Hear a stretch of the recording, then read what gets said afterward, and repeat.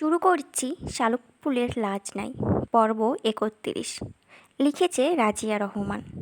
শালুক দুর্বর এক বাহু শক্ত করে চেপে ধরে বসে আছে। সারা শরীর কাঁপছে তার, বুকের ভেতর হাতুড়ি পেটা করছে। কিছুতেই বুঝতে পারছে না শালুক ধ্রুব কেন এলো আদনানের কাছে তাকে নিয়ে। কষ্টে তার দুই চোখ টলমল করতে লাগলো। এই মানুষটাকে শালুক দ্বিতীয়বার দেখতে চায়নি আর। ধ্রুব তো জানতো, তবুও কেন নিয়ে এলো। মাথার উপর নানা রঙের আলো, এসি চলছে না, ফ্যানও বন্ধ। শালুক টের পেল সে যেন ঘামছে। আদনান মুগ্ধ হয়ে তাকিয়ে রইল সামনে বসা দম্পতির দিকে। তারপরে সে ধ্রুবকে বলল, কেমন আছিস তোরা? ধ্রুব বলল, ভালো আছি। আদনান এরপর কি বলবে খুঁজে পেল না। শালুকের দিকে লজ্জায় ভয়ে তাকাতে পারছে না সে। কেমন গলা শুকিয়ে যাচ্ছে তার হঠাৎ করে। টেবিলের উপর থেকে একটা পানির বোতল নিয়ে ঢকঢক করে আদনান পানি পান করলো। সাতের হাঁটায় মুখ মুছে বলল, হঠাৎ করে নার্ভাস লাগছে কেন জানি। ধ্রুব আসলো। ধ্রুবর সেই হাসি আদনানের কলিজায় গিয়ে লাগলো।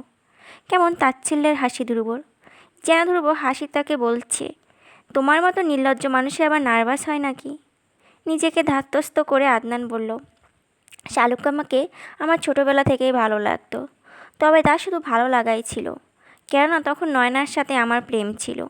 নয়নার সাথে প্রেম আমি কখনো সিরিয়াসভাবে নিইনি। এমনকি কথা বলতাম যাতে সময় কেটে যায়। এরই মধ্যে বাসায় বড়রা অনেকেই টের পেয়ে গেল ব্যাপারটা। কারো কোনো আপত্তি দেখলাম না। আমিও নিশ্চিন্তে নয়নার সাথে প্রেম করতে লাগলাম।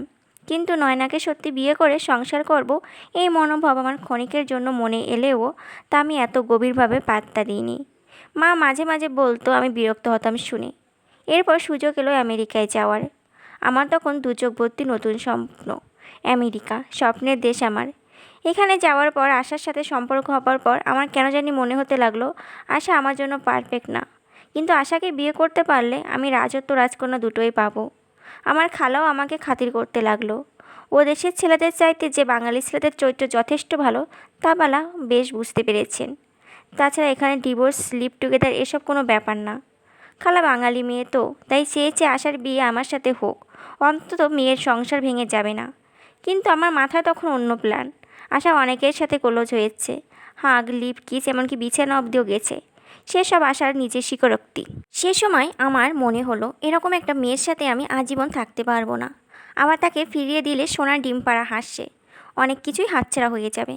আমার কুটিল মন, লোভী মন, স্বার্থপর মন তো নিজেরটাই খুঁজে গেছে সে তাই। নিজের সুবিধা, নিজের ভবিষ্যৎ নিয়ে যেয়ে ভাবতে লাগলো সে তাই।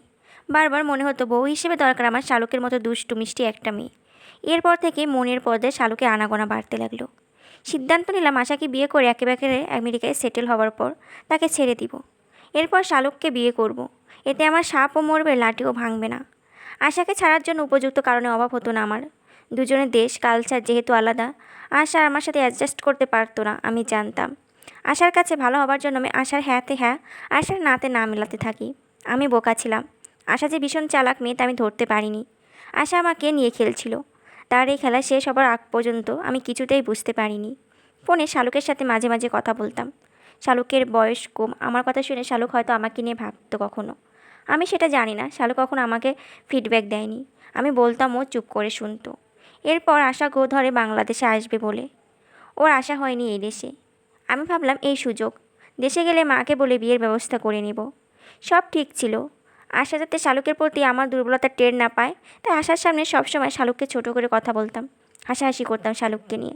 কিন্তু মনে মনে শালুককে সরি বলতাম। মাঝে মাঝে ইচ্ছে হতো শালুককে বলে দিই, এসব ভান শালুক, অভিনয়, শুধু তোর আর আমার ভবিষ্যৎ সুন্দর করার জন্য। এর মধ্যে তুইও বাড়িতে গেলি। কিছুদিন পর টের পেলাম আশা তোর প্রতি ইন্টারেস্ট হয়ে পড়ছে। আমার মনে হতে লাগলো এত বছর ধরে যে মাছ আমি খেলিয়ে খেলে বড়শিতে গাঁথার চেষ্টা করেছি, সেই মাছ কিনা তুই খালি হাতে শিকার করতে যাচ্ছিস। তুই বল, আমার কষ্ট হবে না? আশা তোর সব কিছুতেই মুগ্ধ হয়। তোর সাথে সবসময় আমাকে তুলনা শুনতে হয়। আমার সারা শরীর জ্বলে যেত এসব শুনে। ভীষণ রাগ হতো তোর উপর। কেন বাড়তে এলি তুই? এই ক্ষোভে তোকে মাঝে মাঝে কী যে করতে ইচ্ছে করতো বলে বোঝাতে পারবো না। এরপর দেখলাম আশা তোর সাথে ঘুরে বেড়ায়, হাসাহাসি করে। তখন আমার সহ্যের সীমা ছাড়িয়ে গেল। আমার তখন মনে হলো কিছু একটা করতেই হবে এবার। আমি তখন প্ল্যান করলাম। আপিপার বিয়ের আগে ঠিক করলাম তোকে ভীষণ বদনাম করে দেব, যাতে আশার মোহ কেটে যায়। এবারও আমার ভাগ্য সহায় ছিল না। শালুককে নিয়ে আমি যেই প্ল্যান করিনি, আমি পাঠিয়েছিলাম শাপলাকে। কিন্তু কেন জানি শাপলার বদলে শালুক চলে গেল তোর রুমে। এরপর আমি নিজেই হতভম্ব হয়ে গেলাম। আমার মুখে রা ছিল না শাপলার জায়গায় শালুককে দেখার পর। সেই মুহূর্তে আমার কী পরিমাণ কষ্ট হচ্ছিল তা আমি কাউকে বোঝাতে পারিনি। এরপর আশাও আমাকে ছেড়ে চলে গেল। তখন আমার হতাশা আরও বেড়ে গেল। আশা যদি যাবারই ছিল তবে কেন এত দেরিতে গেল? তাহলে তো আমি শালুককে হারাতাম না। এরপর শালুক যখন বাড়ি গেল আমার মনে হলো শালুককে সব খুলে বলতে হবে। আমি চেষ্টা করেছি কিন্তু শালুক আমার সাথে কথা বলেনি। তখন আমি রাতে আবারও শালুকের রুমে গেলাম। শালুকের বিন্দুমাত্র ক্ষতি করার কোনো ইচ্ছে আমার ছিল না। আমি শুধু এই কথাগুলো শালুককে বলতে চেয়েছি। সেদিনও আমি পারিনি। আজ তাই ভাবলাম আজ যদি না বলে যেতে পারি তবে সারা জীবনের জন্য আমাকে অনুতপ্ত হয়ে থাকতে হবে। আমার সব কথা বলা শেষ। এবার আমার শান্তি। ধ্রুব শালুক দুজনেই চুপ করে এলো। তারপর কফি খেয়ে ধ্রুব শালুককে নিয়ে বের হয়ে এলো। আদনান চলে গেল বাড়ির উদ্দেশ্যে। বাড়িতে এসে আদনান শেষবারের মতো ধ্রুবকে একটা মেসেজ পাঠালো কবিতা লিখে। ভালো থাকিস তোরা দুজন।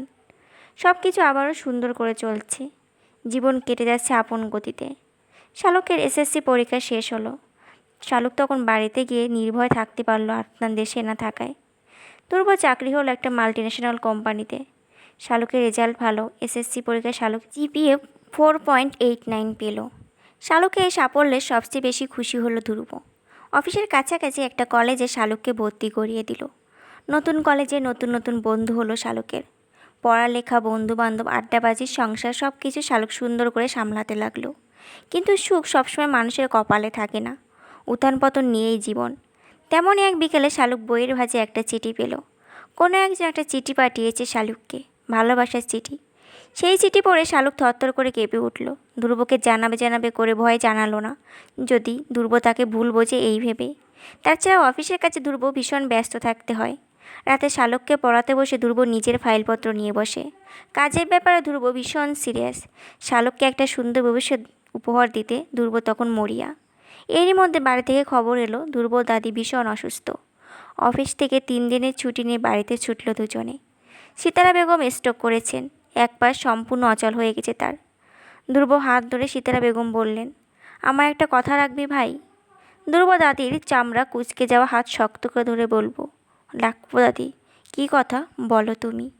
সিতারা বেগম 2 চোখের পানি ছেড়ে দিয়ে বললেন, একবার তোর মায়ের সাথে দেখা করে আয় শালুককে নিয়ে।